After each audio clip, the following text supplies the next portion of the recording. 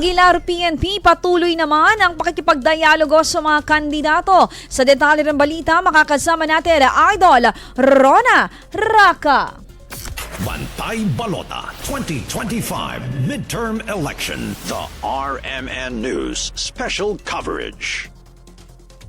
Mas pinaigting pa ng Aguilar Police Station ang kanilang pagbabantay para sa seguridad ng bayan kasunod ng election period.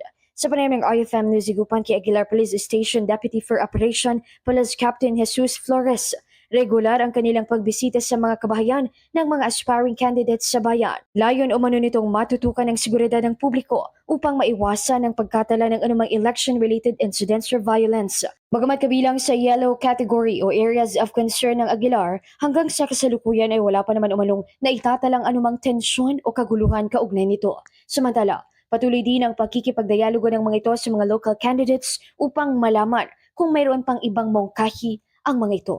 Mula rito sa IFM Dagupan, ito si Idol Rona Raka, Tatak IFM. IFM News. IFM News. IFM News.